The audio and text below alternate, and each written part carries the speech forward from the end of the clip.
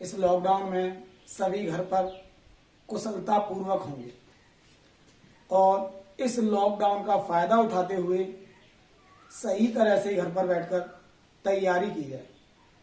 जो आगे आने वाले एग्जाम हैं उनमें हम आसानी से उन्हें क्रैक कर सकें। तो कल मैंने आपको संख्या पद्धति में संख्याओं के बारे में समझाया था कि प्राकृतिक संख्याएं क्या होती हैं, पूर्ण संख्या क्या होती हैं, पूर्णांक संख्याएं क्या होती हैं, परिमेय संख्याएं क्या होती हैं, अपरिमेय संख्याएं क्या होती हैं। उसके बाद मैंने आपको समझाया कि अभाज्य संख्याएं क्या होती हैं। अभाज्य संख्याओं को हम कैसे ज्ञात करते हैं, कैसे ज्ञात नहीं करते हैं, अभाज्य संख्याओं का निर्धारण कैसे किया जाता है, इसके बारे में मैंने आपको अच्छी तरीके से समझाया था। अब अभाज्य संख्याओं के बाद जो आता है वो आता है सह अभाज्य संख्याएं। ये सह अभाज्य संख्याएं होती हैं तो होती क्या है।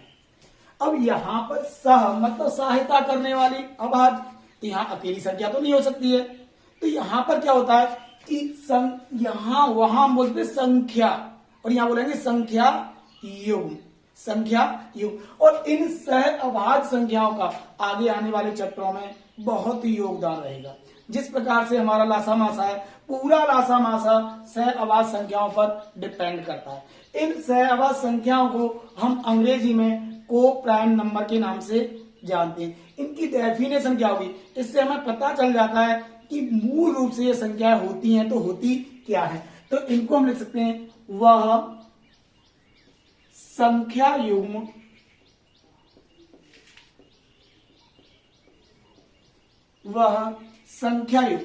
जिनका मासा एक होता है, जिनका मासा एक होता है। अब भाई मासा का मतलब होता है महत्तम समावर्तक, मासा एक होता है, उन्हें सह अभाज्य संख्या कहा जाता है, सहअभाज्य संख्या कहा जाता है। हमेशा ध्यान रखें जो सह अभाज्य संख्याएं होती है उनका लासा सदैव उन संख्याओं के गुणनफल के बराबर होता है। सह अभाज्य संख्याओं का लासा जो होगा वो हमेशा सह अभाज्य संख्याओं के गुणनफल के बराबर होगा। जैसे 2,3। ये जरूरी नहीं है कि इन संख्या युग्मों में दोनों संख्या अभाज्य हो, एक संख्या भाज्य हो, एक संख्या भाज्य हो सकता है कि एक अभाज्य हो दूसरी भाज्य हो सकता है दोनों ही अभाज्य हो सकता है दोनों ही भाज्य हो, और हो सकता है कि एक भाज्य हो और एक अभाज्य हो। जैसे 2,3 हमने क्या देखा, 2 भी अभाज्य है और 3 भी अभाज्य है, क्योंकि इसके गुणनखंड लेंगे तो क्या होगा 1 और 2। ये किस किस से घटेगा, 1 और 2 से घटेगा। जबकि 3 के गुणनखंड क्या होंगे 1 और 3। तो इन दोनों में जो इनके गुणांक हैं इनमें कॉमन क्या है, तो इन दोनों में क्या कॉमन है, 1 कॉमन है, और इसी कॉमन को हम क्या कहते हैं, मासा कहते हैं। तो 2 और 3 कैसी संख्या है, सह अभाज्य संख्या है। जैसे 4,5 हमने क्या देखा, 4 यहाँ पर क्या है भाज्य और 5 क्या है अभाज्य। अगर इसको तोड़ेंगे तो ये टूटेगा, 1 से घटेगा, 2 से घटेगा और 4 से घटेगा। अगर बात इसकी आती है तो 1 से और 5 से घटेगा। इस कंडीशन में दोनों का जो कॉमन गुणांक होगा वो क्या होगा, केवल 1 होगा। जब कॉमन गुणांक 1 होगा तो इनका मासा भी क्या होगा, 1 ही आएगा। जब मासा 1 आएगा तो इस कंडीशन में ये हमारी जो संख्याएं होंगी वो कैसी होंगी, सहयुग्म संख्या होंगी। यहाँ पर ये एक भाज्य और एक अभाज्य, यहाँ पर कैसी थी, दोनों अभाज्य। अब मैंने लिया 8,9।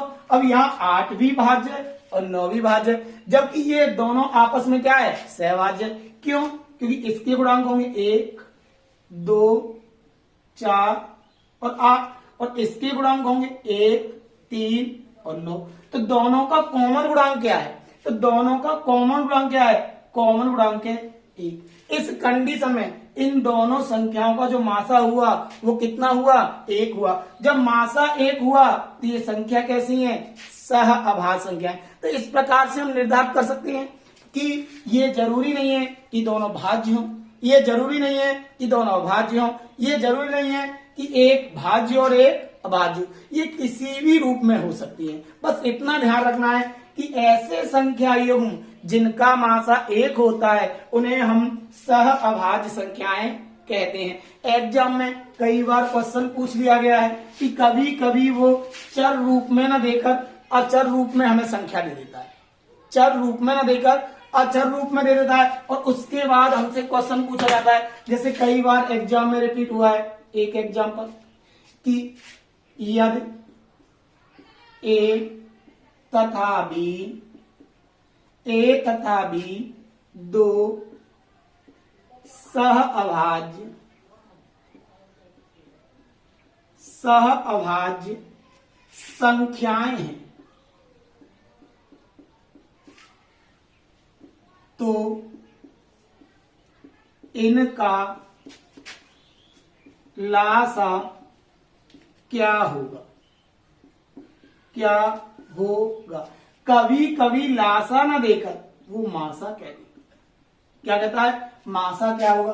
कहता है यदि ए तथा बी दो सह अभाज्य संख्याएं हैं तो इनका लासा, अगर लासा ना दिया तो क्या देगा? मासा। और बोलेगा हमसे क्या होगा? तो हमेशा ध्यान रखना, मैंने आपको अभी समझाया था कि जो लासा होता है सह अभाज्य संख्याओं का वो हमेशा उनके गुणनफल के बराबर होता है। तो आपका जो लासा होगा वो क्या होगा? ए बी होगा। लासा क्या होगा? ए बी होगा। और मासा हमेशा क्या होता है? 1 होता है। तो उस कंडीशन में मासा क्या आ जाएगा? 1 आ जाएगा। अगर ये सवाल पूछा जाता है, आपसे लासा पूछा जाता है तो आंसर आएगा ए बी, और मासा पूछा जाता है तो आंसर आएगा 1। तो आपको पता चल गया कि सहअभाज्य संख्या कैसी होती हैं और इनमें से क्वेश्चन किस प्रकार से बनाए जाते हैं। या आगे जैसे हम जाएंगे तो कह देता है कि दो संख्याओं का मासा 5 है तथा इन संख्याओं का योग 60 है, इन संख्याओं का योग 60 है, तो बताइए इस प्रकार के कितने संख्या युग्म संभव है? तो इस कंडीशन में यह सह अभाज्य पर ही निर्भर करेगा और क्वेश्चन कहां जाएगा? सीधा लासा मासा में जाएगा। और किस पर डिपेंड है? पूरी तरह से सह अभाज्य संख्याओं पर डिपेंड है। इस एग्जाम्पल को भी हम लेते हैं यहाँ पर कि किस प्रकार से ये सह अभाज्य संख्याओं का यहाँ पर यूज होगा, सह अभाज्य संख्याओं का यूज होगा। तो एग्जाम्पल होगा कि दो संख्याओं का मासा 4 है तथा इनका योग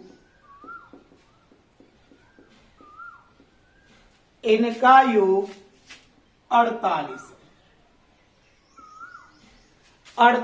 है। तो ऐसे कितने संख्या युग्म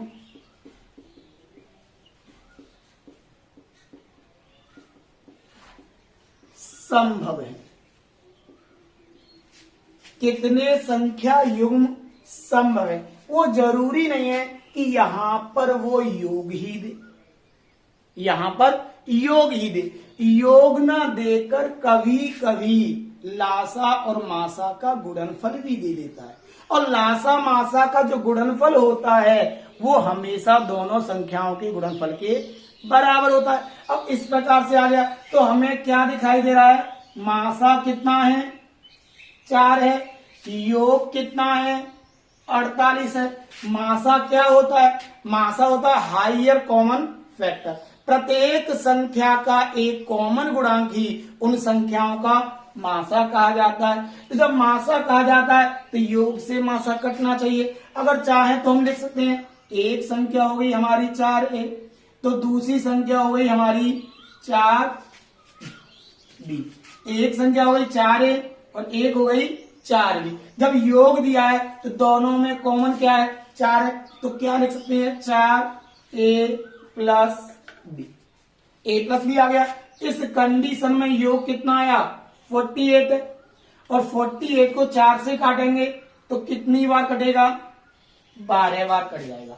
अब 12, अब हम यहां क्या दिखाई दे रहा है 2 अचर पद दिखाई दे रहे हैं, और बीच में क्या लगा हुआ है प्लस का साइन लगा हुआ है। तो 12 के इस प्रकार से विभाजित करना है कि योग तो बनना चाहिए 12, लेकिन मासा आना चाहिए 1। अब इस प्रकार से हम कितना तोड़ सकते हैं, तो जैसे कि हमने 1 तोड़ा 1,11, क्यों 11 और 1 12। अगर 2 और 10 को तोड़ते हैं तो मासा भाई कितना बनेगा 2 बनेगा। 3 और 9 को तोड़ते हैं तो मासा क्या बनेगा 3 बनेगा। 4 और 8 में तोड़ते हैं 4 और 8 12 होता है, तो मासा क्या बनेगा 4 बनेगा। तो एक और क्या टूट सकता है 5,7। 7 और 5 कितने हो गए 12। अगर नहीं समझ में आता है तो एक बार डिटेल से समझ लो। हमने तोड़ा 1,11, फिर तोड़ा 2,10, फिर तोड़ा 3,9, फिर तोड़ा 4,8, फिर तोड़ा 5,7, फिर तोड़ा 6,6। देखिए योग कितना बटा 11 और 12, 10 और 2 12, 3 और 9 12, 4 और 8 12, 5 और 7 12, 6 और 6 12। अब हमें देखने इनमें ऐसे कितने संख्या युग्म है जिनका मासा 1 है। ऐसी कितनी सह अभाज्य संख्या है, ऐसी कितनी सहवाच्य संख्या है। तो ये हमारी सहवाच्य, देखो मासा 1 आ रहा है, ये क्या सहवाच्य है नहीं हो सकती है, क्योंकि ये भी 2 से कट रहा है, ये भी 2 से कट रहा है, तो ये हमारी सहवाच्य नहीं है। ये भी 3 से कट रहा है, ये भी 3 से कट रहा है, ये हमारी सहवाच्य नहीं है। ये 4 से कट रहा है, ये भी 4 से कट रहा है, ये सहवाच्य नहीं है। ये देखिए ये भी 1 से कटेगा, ये भी 1 से कटेगा, क्योंकि दोनों क्या है अभाज्य संख्या है। और जब दोनों ही अभाज्य संख्या हो तो हमेशा कैसी होती है सहवाच्य संख्या होती है। तो एक युग्म कौन सा बन गया ये वाला। यहाँ क्या देख रहे हैं दोनों कॉमन है, ये भी 6 है, ये भी 6 है, और दोनों किससे कट जाएंगी 6 से कट जाएंगी, तो ये भी हमारी सहवाच्य नहीं है। तो इस सवाल का जो हमारा आंसर आएगा वो कितना आएगा 2 आएगा। तो कितने संख्या युग्म संभव हुए 2 संख्या युग्म। तो हमसे क्या बोला था 2 संख्याओं का मासा 4 है तथा इनका योग 48 है, तो ऐसे कितने संख्या युग्म संभव है, तो हमारा आंसर कितना आएगा 2 आएगा।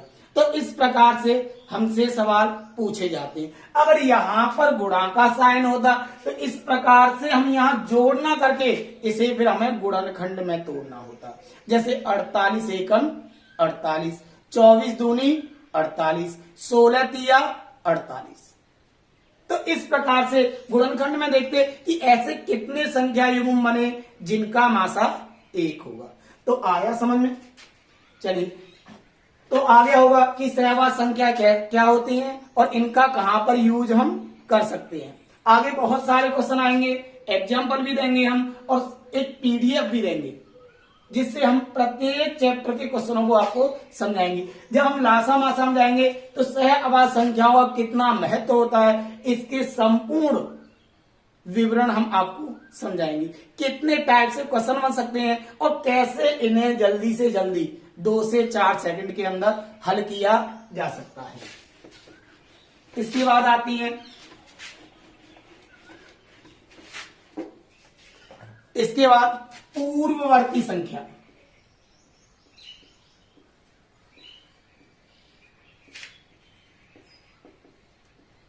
पूर्ववर्ती संख्या और एक होती है परिवर्ती संख्या।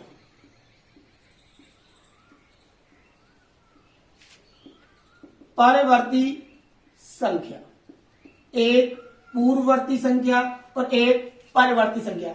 इनके बारे में ज्यादा कुछ नहीं है, बहुत सामान्य सा है।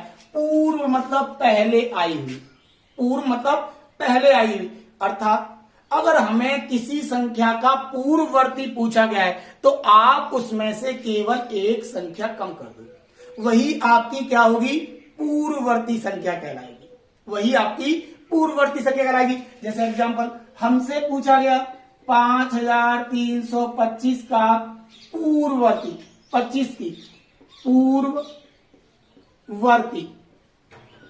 संख्या क्या होगी, संख्या क्या होगी। आज मैंने बोला भाई मैथ में कुछ नहीं है, एक केवल सोच है, केवल सोच बना लो। प्रत्येक क्वेश्चन मौखिक होने लगेगा, कुछ नहीं रटना है, कुछ नहीं केवल एक सोच हमारे मन के अंदर क्रिएट करनी है, इसके प्रति अपनी सोच बनानी है। प्रत्येक क्वेश्चन अपने आप होने लगेगा, कुछ भी रटने की आवश्यकता नहीं है, कुछ भी याद रखने की आवश्यकता नहीं है। यहीं से देखिए पूर्व, पूर्व मतलब पहले आया हुआ, पहले आया हुआ। अब भाई 5325 से पहले क्या आया, तो भाई इसमें से एक कम कर दो।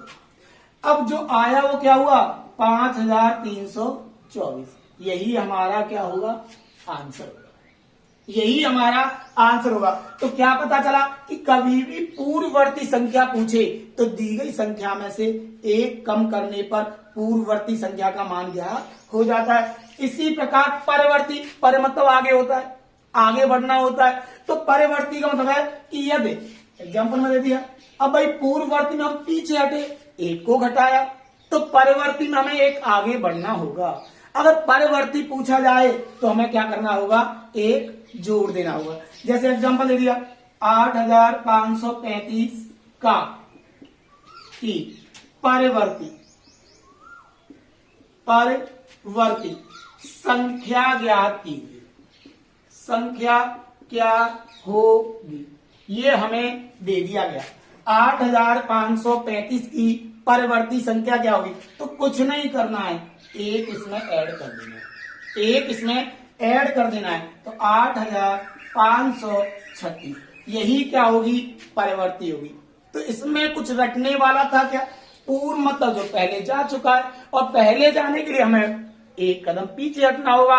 एक कदम पीछे हटने का मतलब एक माइनस करना होगा। पूर्व परवर्ती, पर मतलब आगे बढ़ना है, तो आगे बढ़ने के लिए हमें कदम आगे बढ़ाना होगा, और कदम आगे बढ़ाना होगा तो भाई आगे बढ़ना तो क्या करेंगे, जोड़ेंगे, तो एक ऐड कर देंगे। तो परवर्ती में हमें ऐड करना है और पूर्ववर्ती में हमें घटाना है।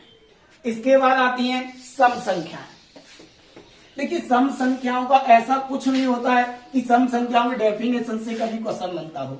हाँ क्वेश्चन बनते हैं, या तो उनके योग पूछे जाते हैं या हमसे औसत पूछे जाते हैं। अब सिंपल तरीके से आप कैसे निकालोगे, सबसे पहले देखें सम संख्याएं।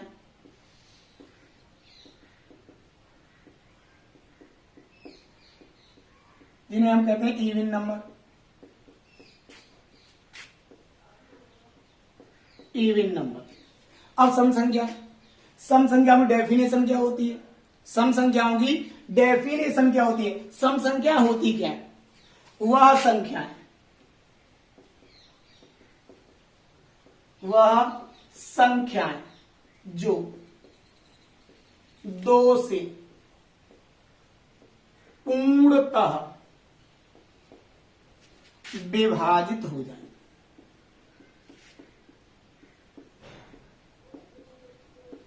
विभाजित हो जाए, उन्हें सम संख्याएं कहते हैं।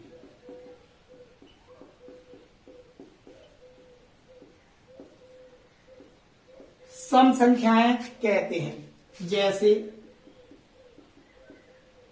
0, 2, 4, 6, 8, 10, टू इनफाइनाइट। भाई जीरो को भी सम माना जाता है। इसके कई प्रारूप हैं जिसमें हम प्रूफ कर सकते हैं कि जीरो एक सम संख्या होती है, जीरो एक सम संख्या होती है। भाई जीरो में 2 से भाग देंगे, अगर किसी संख्या में, अगर जीरो में किसी संख्या से भाग दिया जाए तो हमेशा क्या आएगा, 0 आएगा। इस कंडीशन में ये कट जाएगा। उस आधार पर हम बोल सकते हैं कि जीरो क्या एक सम संख्या है। और कई प्रारूप हैं जहां हम सिद्ध कर सकते हैं कि ये एक सम संख्या है। अब बात आती है सम का योग, सम क्रमागत, क्रमागत सम संख्याओं का योग या क्रमागत सम संख्याओं का औसत। क्या कहता है, या तो बोल देता है योग या बोल देता है औसत। अगर योग बोलता है तो कैपिटल N, N+1 का यूज कर लेंगे। तो क्या निकलेगा, योग निकलेगा। अगर एवरेज पूछेगा तो कैपिटल एन प्लस 1 कर लेंगे, तो यहां से क्या निकलेगा, औसत निकलेगा। अब कैपिटल एन क्या है, कैपिटल एन क्या है और क्वेश्चन कैसे बनेंगे, तो कैपिटल एन बराबर होता है सबसे बड़ी सम बट्टे 2, सबसे बड़ी सम बट्टे 2। तो ये तो हो गया हमारा कॉन्सेप्ट। अगर हमें इन्हें मौखिक करना होगा तो कैसे करेंगे, तो वो हम सवाल से आपको समझाएंगे कि मौखिक करना है तो कैसे करें। तो मैंने अभी समझा आपको, क्रमागत सम संख्याओं का योग के लिए यूज करेंगे और औसत के लिए इसका यूज करेंगे। अब सवाल बनेंगे तो बनेंगे कैसे, वो सवाल देखिए कि एग्जाम में कैसे सवाल पूछे जाएंगे और किस प्रकार से पूछे जाएंगे और कहां पर हम एन का यूज करेंगे और कहां पर एन का यूज नहीं करेंगे। कभी कभी एक सामान्य से छोटे से प्रश्न में हम गलती कर जाते हैं और एक नंबर लेने की वजह हम उल्टा नेगेटिव मार्क में नंबर दे देते हैं। अब जैसे एग्जाम्पल में हमसे दे दिया कि 100 तक की सभी सम संख्याओं का योग व औसत क्या है। क्या बोला हमसे, 100 तक की सभी सम संख्याओं का योग व औसत क्या है। तो मैंने अभी आपको समझाया कि सबसे पहले कैपिटल एन निकालो। तो कैपिटल एन कितना हो गया भाई, 100 तक हम चलते हैं तो सबसे बड़ी सम क्या होगी, 100 होगी। तो अगर 100 को हम 2 से भाग दे दें तो कितना हो गया, 50 हो गया। कितना हुआ, 50 हुआ। तो सबसे पहले बात आई किसकी, औसत की। तो औसत के लिए मैं क्या बताया था, कैपिटल एन प्लस 1 बोला था। अभी समझाया था कि सम संख्याओं को औसत निकालना हो तो कैपिटल एन प्लस 1 कर दो। तो कैपिटल एन कितना है, 50 है और 50 में 1 जोड़ देंगे तो कितना हो जाएगा, 51 हो जाएगा। तो औसत कितना आया, 51 आ गया। और यहीं पर हम बोले योग क्या होगा, क्या बोले, योग क्या होगा। तो योग के लिए क्या बोला था मैंने, एन और एन प्लस 1 किसमें, कोष्टक में। तो एन का मान कितना था, 50 था। एन प्लस 1 का मान कितना है, 51 है। तो आपस में गुणा करेंगे, 0, 5 और 5 25। तो आंसर कितना आ गया, 2550। अगर कभी भी आप फॉर्मूले भूल जाते हो कि हमें फॉर्मूला ध्यान ही नहीं रहते कि एन प्लस 1 था या एन गुणा एन प्लस 1 था या एन को हमें कैसे निकालना है, तो इतना ध्यान रखें। कभी कभी होता क्या है कि वो प्रारंभ से ना बोलकर कहता है 101 से लेकर 200 तक की सभी, 201 से लेकर 500 तक की सभी, या बोलता है 151 से 200 तक की सभी सम संख्याओं का। इस प्रकार से बीच में से पूछ लेता है, या बोल देता है 21 से 50 तक की सभी सम संख्याओं का योग क्या होगा। फिर उस कंडीशन में इनका यूज हमें 2 बार करना पड़ेगा। एक तो निकालना पड़ेगा 1 से लेकर 50 तक और दूसरा बोला 21 तक, तो फिर निकालना पड़ेगा हमें 1 से 20 तक। तो उस कंडीशन में फिर इसका यूज करना थोड़ा घातक हो जाता है। घातक क्या, थोड़ा लेंथी हो जाता है और इसीलिए कभी कभी उसमें गलतियां भी हो जाती हैं, कभी कभी गलतियां भी हो जाती हैं। अगर क्रमागत बोल देता है कि 100 तक है, 200 तक है, 300 तक है, 150 तक है या 50 तक है, उस कंडीशन में ये वाले मेथड सफिशिएंट होते हैं और अच्छे भी होते हैं। अगर बोलता है बीच में से तो वहां पर गलती हो जाती है। तो देखिए करना क्या है, हम अगर फॉर्मूला ध्यान नहीं रहता है तो अब देखिए हमारी संख्या कितनी है, 100 है और हमसे क्या पूछा है, औसत पूछा है। हमसे क्या पूछा है, औसत पूछा है। तो जब हमारी संख्या 100 है तो हमें कुछ नहीं करना है, सबसे छोटी सम देखनी है और सबसे बड़ी सम देखनी है। अगर मध्य में हो तब भी यही करना है, आरंभ में हो तब भी यही करना है। तो सबसे छोटी सम कितनी हुई, 2 और सबसे बड़ी सम कितनी हुई, 100। भाई 1 से लेकर 100 तक है तो एक तो सम नहीं है, एक कैसी है, विषम है। तो सबसे छोटी सम हुई 2 और सबसे बड़ी सम हुई 100।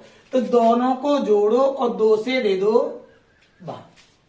दोनों को जोड़कर सबसे छोटी सम लेनी है, सबसे बड़ी सम लेनी है, दोनों को ऐड करके 2 से भाग दे देंगे।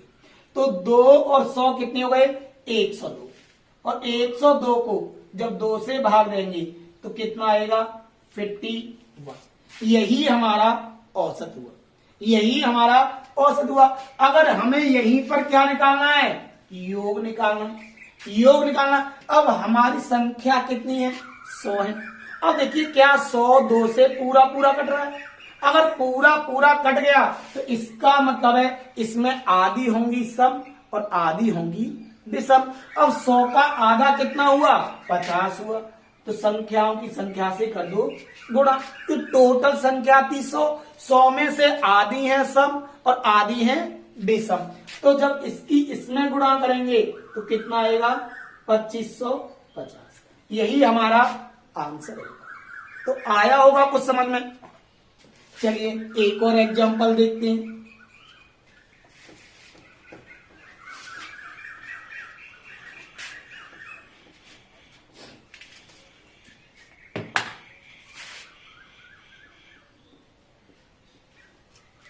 हमसे बोला गया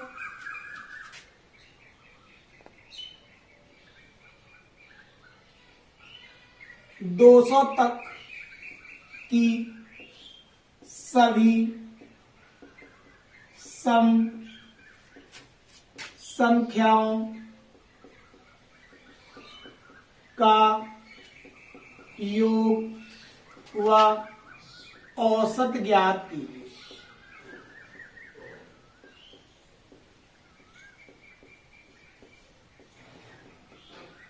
औसत ज्ञात कीजिए, साथ ही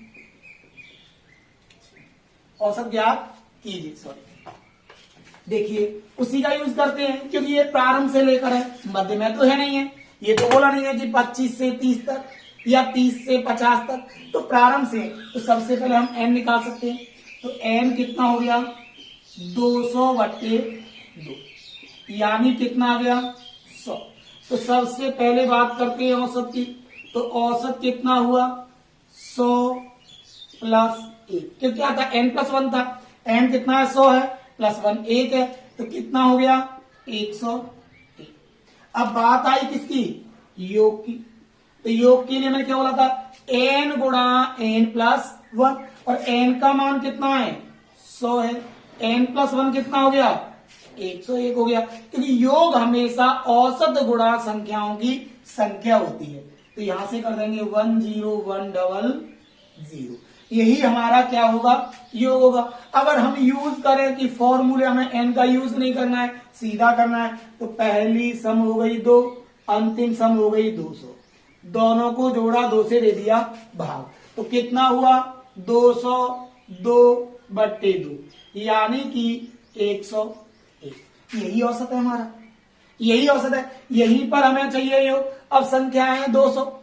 अगर 200 2 से पूरा पूरा कट रहा है, भाई 200 2 से पूरा पूरा कट रहा है, पूरा पूरा कटा, कितनी बार कटा, 100 बार कटा। इसका मतलब है 200 में 100 सम है और 100 विषम है। तो यहीं पर क्या कर दो, 100 से कर दो मल्टीप्लाई। क्या आ गया, 10100। यही हमारा क्या होगा, योग होगा। अब ये तो था कि हमारी शुरुआत से होता था, अगर मध्य से देता है फिर कैसे करोगे वो देखिए।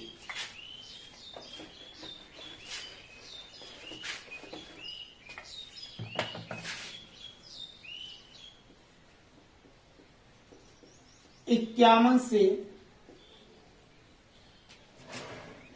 150 तक की सभी सम संख्याओं का औसत व योग ज्ञात कीजिए।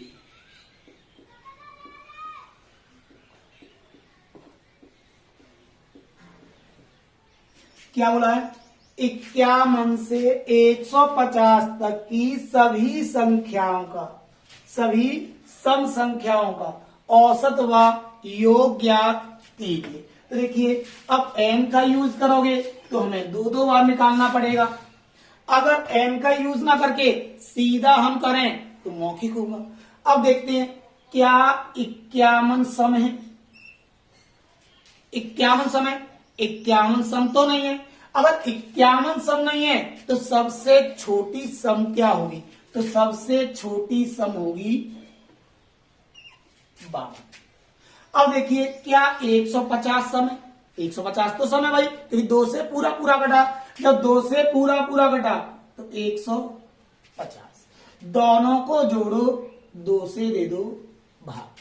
यही आपका क्या होगा? औसत। दोनों को जोड़ा, कितना हुआ? 202 बट्टे 2। तो एवरेज कितना आ गया? 101।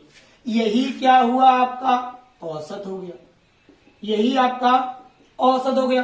अगर बात आती है योग की, तो योग के लिए अब आप संख्याओं की संख्या कैसे निकालोगे? तो इतना ध्यान दो कि हमारी जो संख्या थी वो कहां से शुरू हुई है? 50 से। तो 50 से जस्ट पहले जाने वाली संख्या कौन सी थी? तो 50 से यानी 51 से पहले कौन सी संख्या गई है?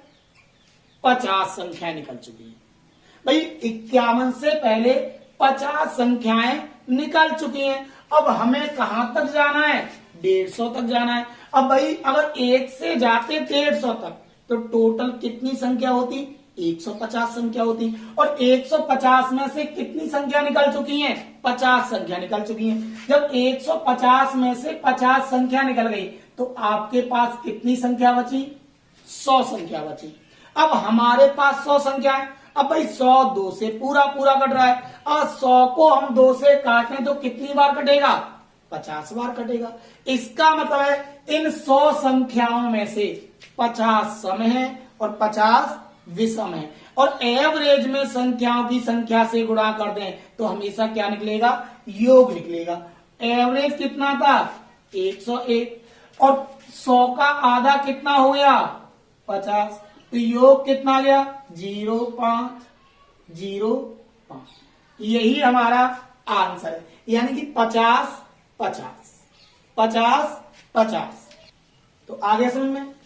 औसत आ गया 101 और योग आ गया 50 50। इस प्रकार से सवाल आने पर आसानी से कर सकते हो। एक और एग्जांपल देखते हैं।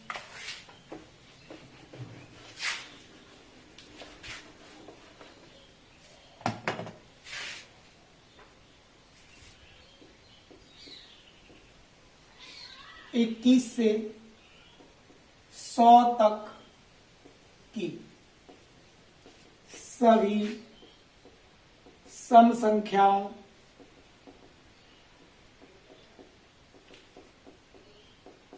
का योग व औसत क्या होगा? औसत क्या होगा? हमेशा ध्यान रखना, एग्जाम में या तो योग पूछेगा या औसत पूछेगा।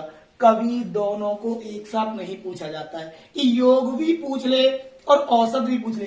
ये तो इसलिए समझाया जा रहा है कि एक सवाल से हमें दोनों सवाल पता चल जाए कि योग निकालना हो तो करना क्या है, औसत निकालना हो तो करना क्या है। तो सबसे पहले बात करते हैं किसकी? औसत की। औसत देखते हैं, औसत क्या होगा? अब भाई 21 तो सम नहीं है। क्या 21 सम है? अगर 2 से कट जाता तो सम होगा, लेकिन 2 से तो नहीं कटा। जब 21 सम नहीं है तो सबसे छोटा सम कितना होगा? 22। और 100 तो सम है तो 2 से पूरा पूरा कटा, क्या आ गया? 100 आ गया। सबसे छोटा सम हुआ 22 और सबसे बड़ा सम हुआ 100। दोनों को जोड़ा, 2 से भाग दे दिया। 100 और 22 कितने हुए? 122 हो गए। और 122 को जब 2 से काटेंगे तो कितनी बार जाएगा? 61। तो ये क्या होगा? औसत होगा। बात किसकी आई? योग की। तो योग के लिए हमें करना क्या है, अब भाई एवरेज इतना तो हमें निकालना ही है। अगर योग पूछेगा तो सबसे पहले हमें एवरेज निकालना पड़ेगा, तभी तो योग निकलेगा। अगर औसत पूछता है तो यही पर छोड़ देना है। अब बात आई योग की, तो एवरेज हुआ 61, और एवरेज में संख्याओं की संख्या से गुणा करेंगे तभी तो योग निकलेगा। अब भाई ये 21 है, तो 21 से जस्ट पहले वाली संख्या कौन सी थी जो 21 से पहले गई है, तो 21 से पहले कौन सी संख्या जा चुकी है, 20 जा चुकी है। कौन सी जा चुकी है, 20 गई थी। अब टोटल संख्या अगर 1 से लेकर 100 तक जाती तो कितना हो जाता, 100 हो जाता। लेकिन कहां तक की संख्या जा चुकी है, 20 तक की संख्या जा चुकी है। अब 100 में से 20 तक की संख्या चली गई तो संख्या कितनी बची, 80 बची। जब संख्या 80 बची तो 80 में आधी होंगी सम और आधी होंगी विषम, तो 80 का आधा क्या होगा, 40 होगा। कितना होगा, 40 होगा। तो योग कितना हुआ, 0, 4 और 4 6 24, तो कितना हो गया 2440। यही हमारा आंसर होगा। आया समझ में। नेक्स्ट क्वेश्चन देखिए। कभी कभी होता क्या है, जहां हमें एन की आवश्यकता नहीं होती है, जहां हमें एन का मान भी नहीं निकालना होता है, और जल्दबाजी में हम करते क्या है कि हम एन का मान निकाल देते हैं या हम एवरेज निकाल देते हैं, जबकि उसकी कोई आवश्यकता होती नहीं है। जैसे कभी कभी एग्जाम में पूछ लिया जाता है, और एक बार नहीं कई बार पूछा भी गया है, और इसमें कई बार गलतियां भी हुई है। कई बार विद्यार्थी गलती भी करके आए, जो क्वेश्चन एकदम 2 या 3 सेकंड का था उस सवाल को गलत कर देते हैं। जैसे कि एग्जाम्पल, प्रथम 40 सम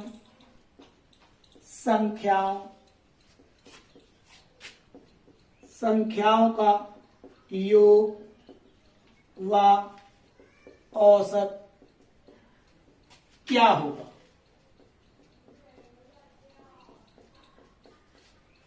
क्या बोला, प्रथम 40 सम संख्याओं का योग व औसत क्या होगा।